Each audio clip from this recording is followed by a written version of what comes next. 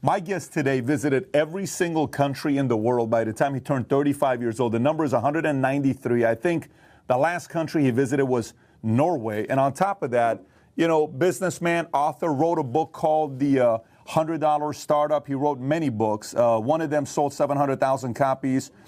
He wrote a book called The Art of Non-Conformity, New York Times bestseller, Wall Street Journal bestseller. With that being said, Chris Guillebeau, thank you so much for being a guest on Valuetainment. Pat, man, thanks for having me. It's a big honor.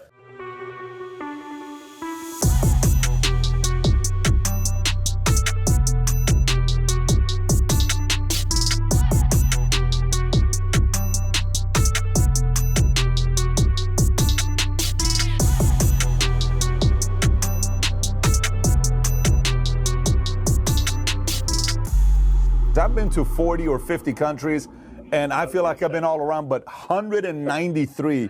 What inspired you to want to do that? It's interesting because I was inspired when I had been to about 40 countries. That's when I started thinking about it. I was like, I always liked to travel. I was an aid worker for several years before I was an entrepreneur. I actually was kind of starting some of the entrepreneurship around the same time. And I've always been into like goal setting and making my list every day and all that. So I made a list of all the countries, I had been to, and I was like, oh, that's a lot of countries. That's pretty good. I was like 25 or something. And so I set a goal to go to 100 countries. I was like, it'd be cool to go to 100 countries, before I die. And then I started working towards that and realized, well, that's kind of easy because it's basically half the number of countries. And if you're just going to do half of something, then you can pick and choose. If you get stuck somewhere, if something is hard to get a visa for, then you just don't go there. And so I thought, let me make it a real challenge, And so the real challenge was to do them all by my 35th birthday. And so I finished, when I was 35 in Norway, as you mentioned. So it was a great experience, man. It was great. Crazy. I feel very fortunate to have been able to do it. How was North Korea? North Korea was fine. I went at a time in which things were a little bit quieter there. I didn't get to spend as much time as I would like. So hopefully I'll get a chance to go back. But I went to Kish Island. I didn't actually get to go to the mainland of Iran, but hopefully at some point. Very cool. What was the most? And by the way, the entire time when you did this, were you married? Were you single? Were you engaged? Were you? Yeah, I was married. I was married. So we were aid workers together, and then I went back to the States. We both went back to the States. I did my grad school, and so I was kind of traveling, maybe a week or two every month, and then back home for the rest of the time. Now, how are you making the money while you're doing this? I mean, I saw some of the stuff. You said the first 100 countries cost you $30,000. I didn't get what the last 93 cost, but how are you making money while you're doing this? Yeah, okay, a couple of points there. So, first of all, when I was 19, that's when I started working for myself. And I realized pretty early on I wasn't good at working for other people. I have this ADD kind of personality in which, I'll give 110%, if I believe in something, but if I don't believe in it, it's kind of hard, I'll give 20%. So that's difficult in your average job, right?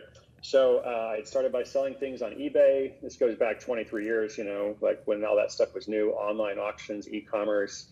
I learned how to do some consulting. I learned how to do website design. I'm just learning all these kind of random projects, but it was, I was able to support myself doing that for about 10 years. And for me, I was very motivated by freedom, freedom, personal security, options for myself to be able to set my own schedule. I wasn't really, I didn't know much about the startup world. I wasn't trying to build a sustainable, scalable business. It was very much about freedom. How can I do, what's important to me? And then eventually, all this turned into a career.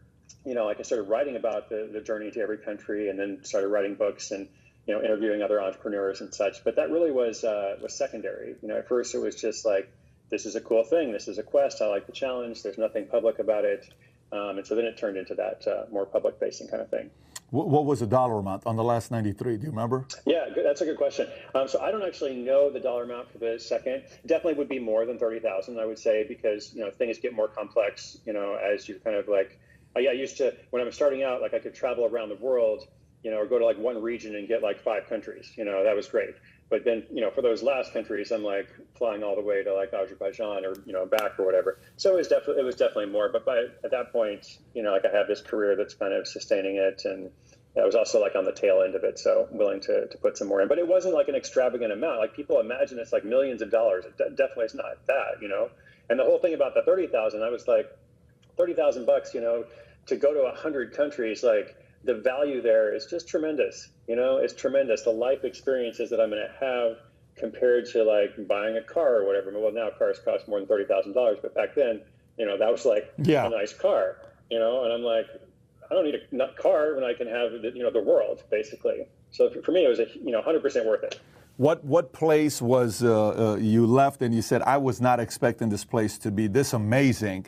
And what place was it you went in with such high expectation you came out saying, it was cool, but nothing crazy? Yeah, okay. I like how you asked that, because people are always like, what's your favorite country? And I hate that question. It's like a dumb question, right? But the way you set it up is good. I actually had a really good visit in Armenia. Like I traveled from I was going from Yerevan to, where was I going? I forget. It was like I did like a minibus kind of trip, through the country, Armenia, stayed there for wow. a few days. Really enjoyed it, actually. I got to learn a little bit more about Armenian culture, which I didn't know a lot about before I went. So that was good. I'd love to go back. As for what, the other part of it, I don't know. I mean, like the South Pacific, I would say it's an interesting culture. I don't know. It's where I want to be and live. I'm kind of a little bit more of a fast-paced kind of person, and things are a little bit more laid back there. So I respect that. But for me, that wasn't a place that I wanted to go spend a whole lot of time. Makes sense. So here's a couple things I'd want to focus on today. One, obviously, the mindset of non-conformity. Your book, you call it The Art of Non-Conformity. And the other one is, you talked about 23 years ago, which your 78 baby, April 4th, we're born the same year. You're 6 months older than me. So 23 years ago, I was also doing some stuff on eBay. How old were we? We were 20 years old, right? So yeah, I was doing cards, baseball cards. I was selling a bunch of weird things. But so I'd want to also target on how today, if you and I were 14 years old, 15 years old, how can a 14, 15, 16-year-old make money today while living with their parents, while they're still going to school, all that stuff? We can spend some time on that. But prior, let's first start off with the Art of Non-Conformity. So the concept, we hear about the whole thing, the most miserable people in the world are those who make everybody else happy but not themselves, but we're so much about wanting to please everybody. How do you embrace this concept of non-conformity where you're not trying to please everybody, but some of the people in your life that maybe matter the most, you do want to make sure you're making some of them proud? How's that mindset of non-conformity to you? Yeah. Well, I definitely want to go back to the reselling thing, because we could talk a good bit about that. But I mean, for me, non-conformity, first and foremost, it's a mindset. The central message of everything I've done for the past 2 years, not 2 years, 10 years, is you don't have to live your life the way others expect. Okay, so people in your life, even good people in your life, let's say, they have all sorts of expectations, for how they want you to live and the decisions they want you to make. And it's not at all like saying you have to not be concerned with their feelings or, not be a good friend or family member or partner. But ultimately, you're actually going to be a better friend, family member or partner if you are actually being kind of intentional about your own goals and what you want to do with your life and how to be intentional. And I guess I used to worry a lot about what people thought of me. And there's this quote about, I think it's George Bernard Shaw, about how you'd worry, a lot less about what people think of you, once you realize how seldom they do. Most people actually don't really care that much. But we're all trapped in this. We're all trapped in thinking about our actions, our behavior, our decisions as, what's somebody going to think. And I actually think it's very empowering to be able to say, what is important to me? What is important to me? And to ask questions of yourself, because often it's not just other people that are holding you back. You're the one that's holding you back very often. And so I just kind of learned to ask these why questions. Why do I used, for a long time, I had this screensaver on my laptop. And whenever I open the laptop, it says why are you doing this? Basically. So I kind of have to look at that every time. Why am I doing this? We get in these patterns of, this is my routine. I'm just doing this by rote. And so I started questioning that more and more, and that helped me to make better decisions and ended up developing this into, a bit more of a philosophy and a community that people have kind of latched onto. But ultimately it's about thinking for yourself, choosing for yourself and also trying to make the world a better place. So I don't think they're exclusive. Yeah, I like the way you put it. And by the way, would you say that's what inspired the World Domination, or was the World Domination inspired Art of Non-Conformity? I started the Art of Non-Conformity first, and then I wrote a manifesto called A Brief Guide to World Domination. That was like just outlining some of my ideas. I liked a very provocative title, you know, like people are passing it around and stuff. And then from there, I was like, let's bring everybody together. Let's do, I was doing meetups in different cities when I was traveling. It was really interesting because the people who came out, they all had their own story. They're all like working on stuff, and they often felt maybe misunderstood, you know, by some people around them. A lot of them did want to start a business, and they were in kind of traditional jobs. They were trying to figure out how to navigate that. So I was like, let's bring everybody together, and I called it the World Domination Summit. You know, so it kind of grew from there. So we've been doing that for 9 years now. I love that title, World Domination Summit. Now, the concern would be, is your last name a German last name?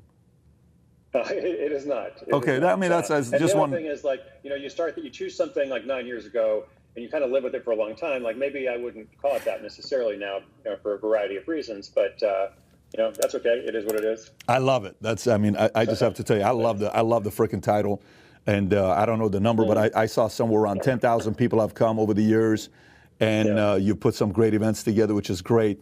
But let's go back. Let's go now back to the you know, if you were 14 years old, right? It's a different world today, 14, than when you and I were 14. You know, I don't know what the number is. 14 was what? 29 years ago for us, right? When we were 14. That sounds like a long time. So when you and I were 14, I made money. I would buy 99-cent hats and I would sell them for $7. I'd buy cards and I would flip them. I'd buy, you know, hats, shoes, you know, a bunch of weird things that I would sell, right? But I wonder what we would do if we were 14 today in high school. So I'll turn it to you. How would you make money today as a young teenager, young entrepreneur at 14 years old? So I think this is really interesting because, you know, no doubt so much has changed, as you said, in all those years. I can't believe it's been, you know, 29 years, as you said. So much has changed, you know, like the iPhone wasn't out then. Now we have all these different platforms, you know, we're much more connected than we were, et cetera, new business models. However, you know, the way that you got started in business, the way that I got started, it's actually still quite relevant. Like, reselling is still very accessible. Most of it hasn't changed that much. You know, like most of it in terms of like you're trying to find the 99-cent hat, you know, maybe it costs like $5 now, but you're trying to sell that for $30 or whatever. And I mean, people can do that. There's all kinds of, and like there's so many platforms now with like Facebook Marketplace and OfferUp and Gumtree and all kinds of others.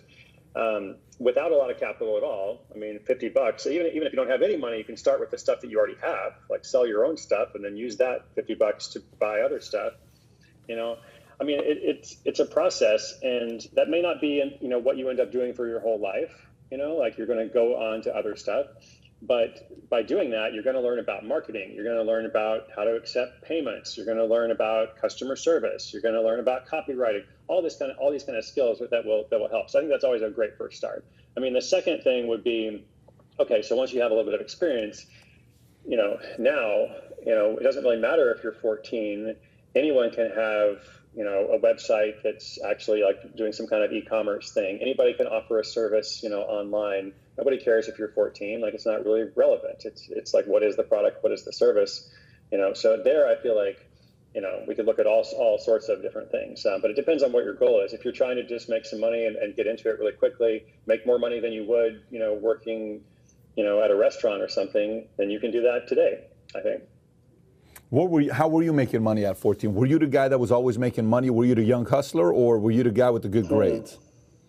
Well, I definitely wasn't the guy with the good grades. I dropped out of high school, and I went to 1 year of high school. I dropped out. I wasn't really selling stuff at 14 or 15. It was more like 18 or 19. That's when I started. So, I mean, I did work at a restaurant when I was 14, washing dishes. And then my last job was at FedEx in Memphis, Tennessee, when I was 19, like putting boxes on a truck. And it's like my college job. And then when I learned about eBay and I was like, all of a sudden I'm making $15 to $20 an hour, you know, and back then, you know, for everybody who's much younger than us, like back then I was making $8 an hour at FedEx, and I was like, well, okay, you know, this is better. And also I had no idea what I was doing with eBay. Like, if I study, I can do much better. And not just the money. I think this is the key point. Like, I was so attracted to the idea of building something and the idea of having freedom, and nobody's going to tell me what to do today and when to go to work. And the ironic thing is I actually worked a lot more. Like when I could choose how much, you probably get that too. Like, it's like when nobody's telling you to go to work, I'm like, I'm actually there early, I'm staying late because I'm excited about it. So weird, yeah. The dynamic is, it's best way to describe it is, sometimes, at least for me, is when you're babysitting versus it's your own baby. You're taking care of somebody else's baby. You're like, hey, it's all good. I'll do my job. But if it's my own baby, man, I'll go on 2 hours of sleep. Right now we got a 12-week, 16-week daughter. We got 4 kids. We got a 9, 7, 5, thank you, and a 14-week-old. So sleep is a very valuable asset right now in the family. Okay. Yeah. So you're doing some of those 2-hour. There's no question about it. Last night was a special night because she slept from 11 to 5, and that hasn't happened for I don't think it's happened, period. So it was a special night for us last night. But going back to, the teenage, how to make money today as a teenager, you were saying you had a job when you were making your money. You didn't really start doing the reselling stuff till 18, 19. When you were doing the reselling, what were the products that you were reselling on eBay? Yeah, I didn't really specialize. It was I looked for what was selling. And then I looked to see where could I get those items. So it was like coffee, it was Lego sets, it was video games, some clothing items. I think I did some sneakers. Those are hard because of sizes, so you got to stock a whole bunch of inventory. But and that coffee I got into just randomly because I saw there's other auction sellers selling this really expensive coffee, where does it come from? Oh, it comes from Jamaica. Well, where are they buying it from? There's got to be a way to reverse engineer this process, which these days is actually easier than it was, back then.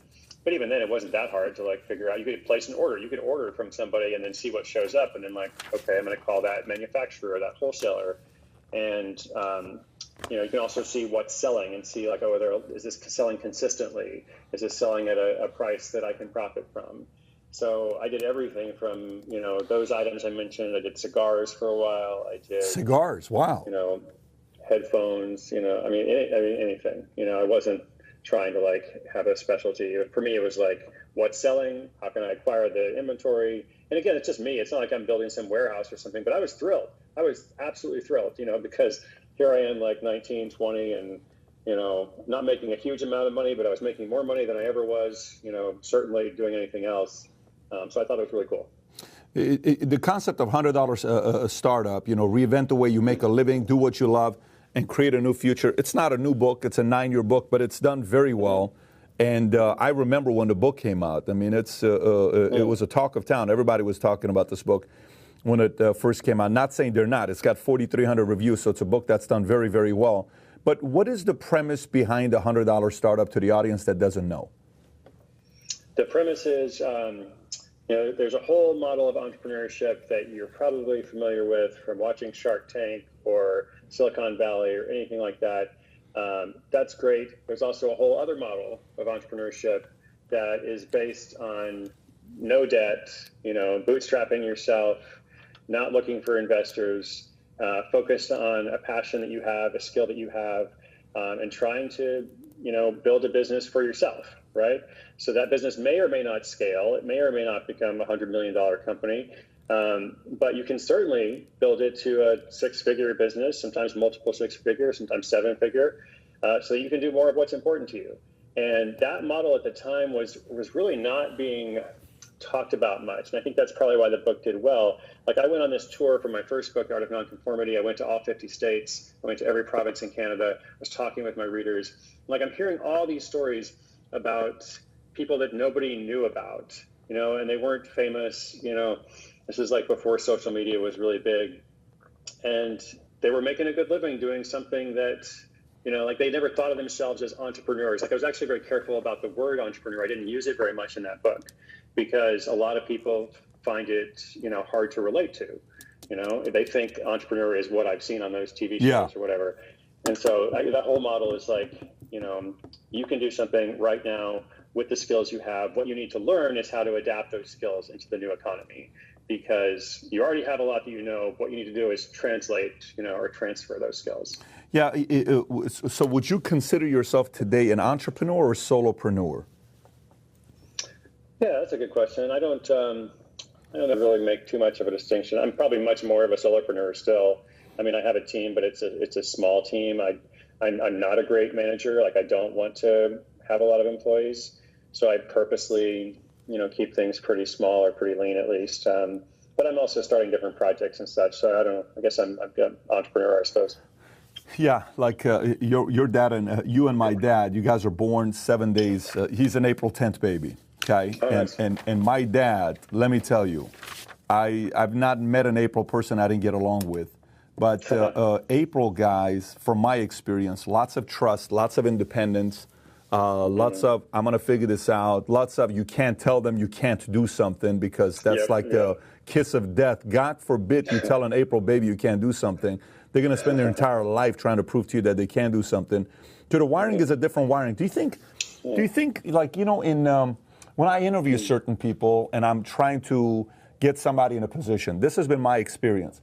A person who plays better in a solo game, for example, a tennis player, a kid like one of my sons just loves swimming or tennis, something that's just, he controls the success, right? It's he controls the success. The other one is like, look, I want to be on a team. I want to do this. I want to do that. Do you think this is more like a DNA, a wiring, the way you are, where, look, I'm wired this way. I want to be a solopreneur. I don't like to manage people because I don't like to be managed. I kind of know what's good for me. Leave me alone. I don't need to be worth a few $1 billion. I kind of want to go do my own thing. A book like yours, $100 startup or 4-hour work week. Do you think there's like a wiring where it's part of DNA versus the other guys like, I want to go build something with thousands of people? Yeah. I don't know if it's DNA or, socialization or early experiences, that lead to that, or some combination most likely. But I do think that people tend to fall in one camp or another, and it's like, introvert or extrovert, like there's a spectrum of these things. It's not like you're like all the way one, all the way the other. So, I mean, I also like to work with people, like for the event, World Domination Summit, we have a team that works on that. It's very collaborative. I enjoy that. So I think, no matter which one you are, like you can learn some of the skills of the other side. But I do think most people are kind of one way or the other.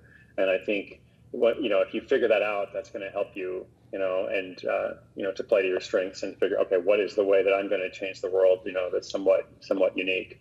Because if I'm just trying to develop all my skills to the same level, then, nobody's going to care about that. I'm not really going to have an impact. That's right. You're like everybody else if you do that. So the last book that you have, which is about finding your passion. I forgot the title of it. Not Side Hustle. What's the last book? Not Money Tree. The last book is called The Money Tree. It's like finding the fortune in your own backyard. So that's, sorry, maybe you had another question about that. Not Money Tree. The one with the red. Born for This. Born for This. Yeah. That's about finding the work you were meant to do. Yeah. So help me with the system of that. Okay. So I'm ambitious. I'm 18 years old. I'm 25 years old. I'm like, dude, listen, Chris, I'm telling you, I feel like there's some fire in me. I want to do something. But do I go be like this guy, that guy, this guy? What do I do? It's so busy right now. It's so noisy right now. How do I figure myself out? What's that formula? Yep. I think the first thing you do if you're that, 19, 25, let's say young 20s, guy or woman, I think you take some of the pressure off. Like just keep the ambition 100%, the fire, the fuel. But I think we put too much pressure on people to figure out their life purpose, when they are 22, 23. And I think the way that you actually get to that is by doing a bunch of stuff, I mean, if you know 100%, like there are people who know, like, this is the thing I want to do in life, and that's great. Go and do that. But I think those are the minority, like a very small minority. So I think most of us, we figure out what our thing is by doing a bunch of different stuff, and by being willing to experiment, by being willing to start different projects, and also to leave them behind, right? To be willing to like abandon something. So I wrote a lot in that book, Born for This, about the power of giving up and the power of quitting, because I think something, especially in Western society, like this belief about never quitting and like persistence is the highest value. I think that's wrong. Right. And most successful people have actually quit all kinds of things. They have tried something and then they have walked away from it. They have not not been like unwilling to say, okay, that was a mistake, or maybe it wasn't a mistake. It was just like, that was what I was doing for now, and now I'm going to do something different. So I think the first thing you do is you try different stuff. And then, from there, there's some various assessments in the book, and it's like a model of joy, money, and flow, which I think are the three components, of kind of what makes us, happy, what we find meaningful. So you want to find something that you actually enjoy doing and look forward to doing. And that's not everything, but that is an important part of it. Money, again, not everything, but pretty important. It needs to be sustainable. It needs to, have value in this modern world. And flow is that aspect of work in which you're like, man, I'm really good at this thing. And the hours just pass by and I don't even notice how much time went by. And maybe this is actually really easy for me. Other people find it difficult, but for me, this is easy. Figuring out whatever that thing is and then trying to find a combination therein, where it's like, I really enjoy this thing. It actually makes some money and I'm good at it. We're always searching for it too, right? By the way, it's not like you get to it one day, you're like, oh, there I am, I think it's always a lifelong journey. But if you use those 3 points as these are my anchors. And if I'm getting too far away from any one of them, then, maybe that's okay for a time. If you're really in debt and you're like, man, I have to do whatever I can to make some money, then that's fine. You focus on that, even if you don't love it for a time. But in the long term, you're going to be the most successful if you're trying to do all three of them. I like that. Joy, money, flow. Mm-hmm. Joy, money, flow. And knowing the fact that the most successful people have probably quit a lot of different things before they finally found something. A quote I read 20 years ago, it said, sometimes on the way to a dream, you get lost and find a bigger one. Sometimes on the way to it, you're like, oh, I want this, I want this, I want this. I'm like, no, I really want this. That's what I want. And it's amazing how that works out, because initially I thought it was all about money, because we grew up without money. Then that money gets squared away. Then you're like, what am I doing next? And it led to something bigger than that. So the money tree, a story about finding the fortune in your own backyard. How do we find the fortune in our backyard? Some people's backyard is a small backyard. So how do we find that money in our backyard? Right. I mean, it's meant to be kind of a metaphor of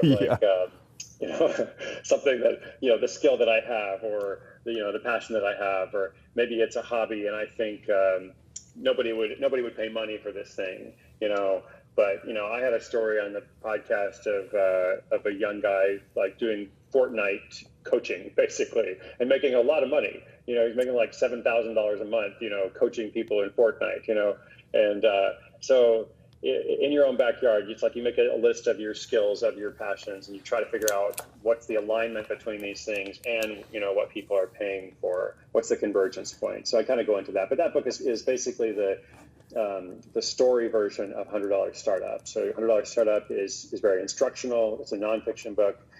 Money Tree actually wanted to kind of, write something that is a little bit different for people who might not read business books. So I kind of created a whole world for that. Well, you just gave me an idea here. So since you have written these books, you're going to be interviewed on these things. So you're going to be on a lot of different podcasts. And you wrote a book also on side hustle, from idea to income in 27 days. Maybe spit out some of the most unique, strangest side hustles you've seen people do, like the $7,000 a month, Fortnite consulting business the kid's running. What are some of the most unique, random, strange side hustles you've seen? Unique, random. I mean, so I've been doing this podcast every single day since January 1, 2017. It's a daily podcast. It comes out 7 days a week. So we're on episode 1700 something, and I'm telling all these different stories. So, let's see, I had somebody who was doing dating app coaching, for your dating profile. Help you actually have it, mostly for men, right? So this is a woman who's helping men have a better, dating profile. She was making a lot of money with that. Okay. There's this couple that was really into dachshunds, like the dog, but specifically dachshunds, not all dogs, just dachshunds. So they created this website that's e-commerce for dachshund lovers. If it's not $1 million, a year business right now, it is high six figures. And it's all dachshunds, right? But specificity is the thing. Specificity. There's so much to that. I mean, so I've had manufacturing stuff. I've had lots of service stuff. Give me. I want to be able to get our audience. Let's try to get out of your brain. See if we can extract 10 of them. So far, I have 3. We got to get 7 more. Okay. So 1, we have dating app coaching. Which, by the way, I think so many people would actually want to help with that, right? Because I guess it would be, the sales pitch will be what? I'm going to help you increase the chance of getting the girl that you want by making adjustments on your profile. Fantastic. So the couple dachshund dogs, that's going to make a very niche, which what you talked about. Number 3 is the Fortnite, when you talk about the kids, $7,000 a month, consulting how to play that game. What else? Keep going. Tell us. Yeah. Let's see. There's a woman who, she's in Florida actually. She created this product called a rinse-a-roo, which is like a shower handle attachment to, like, you know, rinse off your shoes if you're on the beach, or rinse off the dogs. Sick. She was going to the beach with her big family, and like there was just one shower in the house. So she created this. This is also multiple six-figure now, very low startup costs. Let's see, what else do we got? I did this guy was doing drop ship. So drop shipping, you know, for anybody who doesn't know, it's like you're buying something and the company is sending that out, you know, to other people, so you don't actually have to touch the inventory. So he was selling live crickets to reptile owners. So he's like actually selling the insects, but he doesn't have to touch them, right? He's not doing the inventory, you know, and so he's making like a few $1,000s a month. It's not like $1 million business. Yeah, but, you still. know, so, you know, right? Let's see, what else we got? I did a guy who wrote a blog about fish tanks. So not fish, just fish tanks. Again, the specificity, like you're going to buy an aquarium, you're going to buy a fish tank. So he monetizes this using affiliate marketing, right? So people are Googling all the time, you know, which aquarium should I buy? And they're Googling the names of specific models. And this is a very uncompetitive niche, right? Like it's not like everybody's like, I'm going to get into the fish tank market. So he's able to like rank really high in SEO. Sick. So people come and read his articles, they click the links, and, you know, so he actually set this up. This is a guy from the UK. He set it up as a random project, like one weekend, you know. What's his name? Do you know the company's name? Is it something where we can give him a... I mean, I can find it real quick. But it was actually one of the second stories I ever had on the podcast. So I'll get it for you. But he set this up in a very short period of time. If you just Google blogging for fish tanks, you're probably going to find that story. And, you know, set it up in a short period of time, never did anything else with it. And like years and years goes by, and he's still making like $300 to $500 a month from it. So $300 to $500 a month for something you don't do anything for. It's great. Cool, yeah, right? No question about it. Yep. Right. What else? So we got 4 more to go. We're gonna put that brain of yours to work, and we're gonna come up with 4 more. Give me 4 more. It's a good challenge. I did a sneaker reseller story recently, so maybe he's like following in your footsteps, literally. With that dude was doing really well. He had figured out, you know, they have all these apps now when like a new model drops, and so he had written some algorithm and then built up this customer relationship base. I had like a librarian who was a DJ, and she kind of created this like library DJ kind of model that she's doing in different cities. So she's like traveling for it. What's her name? So is she dressed like a librarian? I don't know everybody's name. No, not name. No, but what is her niche? What is it like? By the way, I found the one story. British man earns $700 a month writing fish tank reviews. We'll put the link below if people want to see that. But the librarian DJ, what's her niche? Does she dress like a librarian? Does she have a... She actually is a librarian. You know, she is a librarian. She's a little bit older. So she's not like what you would expect to be a DJ. I think that's part of it. It's like this, you know, kind of surprise. But there's a whole like literacy tie into it. Andrea Graham. Andrea Graham. Is that her name? Andrea Graham, librarian, most recent. You know, I've done a lot of stories. Great. I did a textbook reseller. This is actually something people can do right now. Like a guy at college, you know, is like buying all these textbooks and like finding a way to like create this model where he's matching students with textbooks, and that basically pays his way through grad school. So what does he do? Say, unpack that again. Textbook. Yep. He's basically it's a very simple model. He's buying and reselling textbooks, you know, and he does it both locally and online. Okay. Speaking of paying your way through college, there was a woman who she bred rabbits, so she was like a rabbit breeder, and actually made enough money from that to pay for college. Also, very low startup cost there, you know. So all these kind of things, like it's not like everybody should go. It's not like I'm saying, you know, you need to go out and like drop ship live crickets. You need to become a librarian DJ. It's really important to say, like, there's something you can do. Like, whatever your thing is, no matter how you think like nobody else is interested in this thing, but you have something that you're interested in, you know, and there is there. Here's I think I'm probably at 9 or 10 now. There's a woman who did some videos, like an online course about baking bread, not just bread, but sourdough bread. Again, the niche, sourdough bread. I love that. Her name is Teresa. I forget her last name. But she made these videos for Udemy, I think, and they totally blew up. And she got like $100,000 to make these videos about sourdough bread. And then she made the sequel, and then another video. Like, all the courses are about sourdough bread.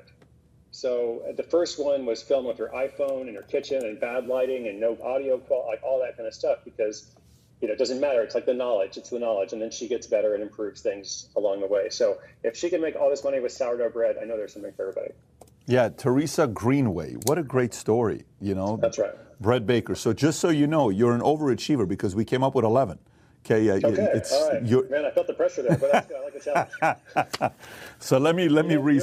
What's funny, Pat, is like, so I've been, I wrote a book called 100 Side Hustles that has 100 of these stories. Yeah. And I've done 1,700 episodes. But whenever people are like, tell me one story, I'm like, I can't think of Too much pressure to come up right now, but we did it. So so let's go through some of them. So one of them is a dating gap coaching, fantastic. Yeah. You got the Docs and Dogs couple specific. Mm-hmm. You got the Fortnite coaching. You got the shower handle, which for the beach, you're going out there. You got the drop shipping live crickets to reptiles.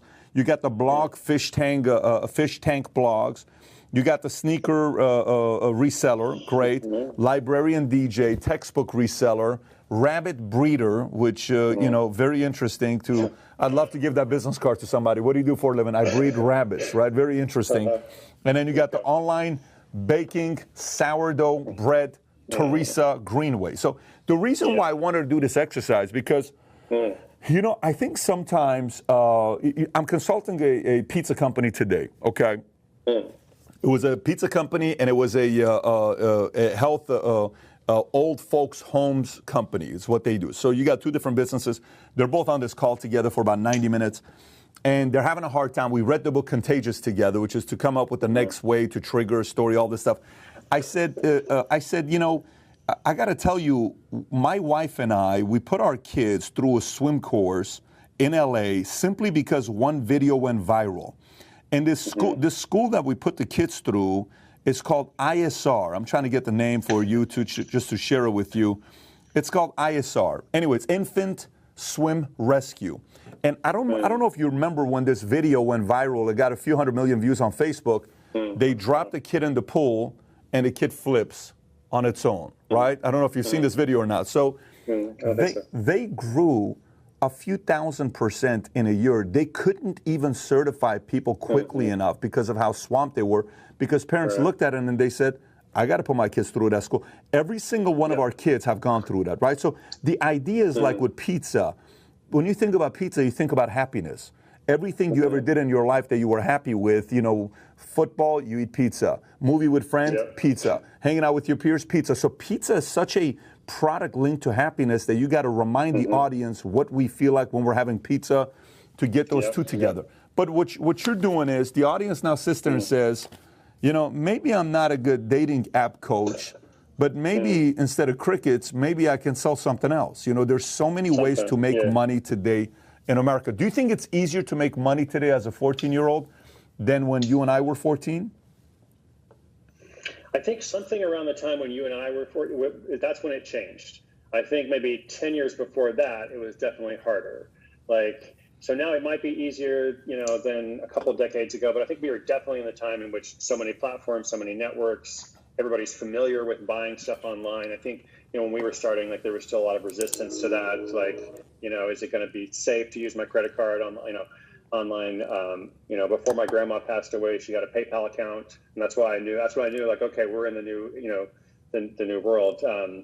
I think it's never been easier. Let's say that, it's never been easier. And what you're pointing out, it's a great story about the swim class. I mean, that's pointing to this, desperate need, for safety, right? And I think all of these models, all these stories, the reason why I'm presenting all these stories all the time on the podcast and in the books is to try to remove excuses.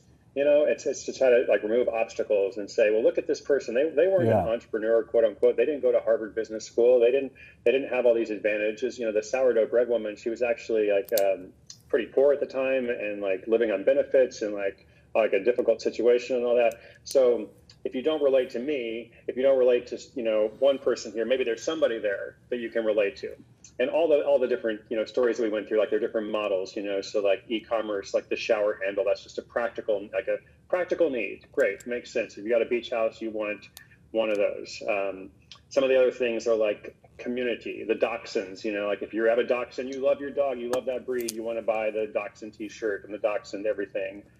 So tribal identity, so safety, tribal identity, solving a problem, the dating coach app, it's also pretty serious, you know, desperate problem. Like we want to be loved, we want to feel like people are attracted to us, we want to have more people liking or swiping on the app.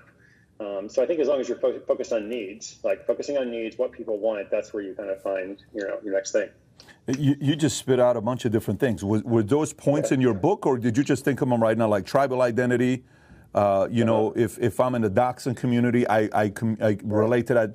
I own Shih Tzus. If you own Shih Tzus and we're about to get an American Pit Bull Terrier, I'm probably going to be part of that. So that's tribal identity. But you said safe. Tell me about the safe part. What was the safe part you explained?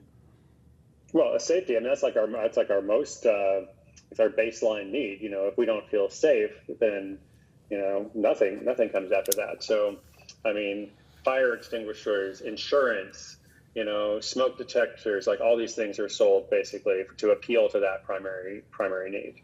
And then you said loved, which makes sense, but you said one other one, which was we want to be attracted, we want to be liked. Is that kind of the same thing as loved, where we want a lot of likes? I mean, we want to be liked, you know, we want to be liked. We also want what other people want. There's something else to that too, you know, if other people like a lot of things, that's what we want to. I mean, and then also just the solving a problem. Like I think don't overlook the whole thing about just solving a simple problem. The textbook reseller also, he's solving a problem, you know. It's not a sexy business, but it paid his way through school. So that's pretty cool. That makes sense. Listen, this was fantastic. I wasn't expecting to get this much knowledge from you, man. I thought this was going to be You're awesome. You know what? This was great. We learned. And, you know, the other day we're sitting here having a conversation. We're trying to do a TikTok dance video, right? So my guy, Rob, who knows how to dance, he's doing dance, and I'm, you know, learning all these things from him. But in that moment, I sat there, I told Caroline, I said, you know what? If a person who knows how to do these TikTok dance videos, even a 15-year-old kid, there is adults that'll pay you $500 to go teach them how to make a video just to, you know, show to their audience that they got a few dance moves. You know, there's so many ways to make money today. But anyways, Chris Guillebeau, thank you so much for making the time for being a guest on Valuetainment. I really enjoyed it. We're going to put the links to all your books below. So if the audience wants to get any one of them, we'll have the books below in the description. Thank you so much, man. I appreciate it. Great conversation. This was fantastic. Take care. Bye-bye. Pretty interesting, right? We figured 10. We got one more bonus. Which one of them you thought was the most creative? Comment below. If you liked the interview, give it a thumbs up and subscribe to the channel. 2 other videos if you like this one. One is a video I did, 14 ways teenage entrepreneurs can make money. I think that was like 5 years ago. If you've not seen it, click over here. And the other one is common mistakes teenage entrepreneurs make. If you've not seen that, click over here. Take care, everybody. Bye-bye.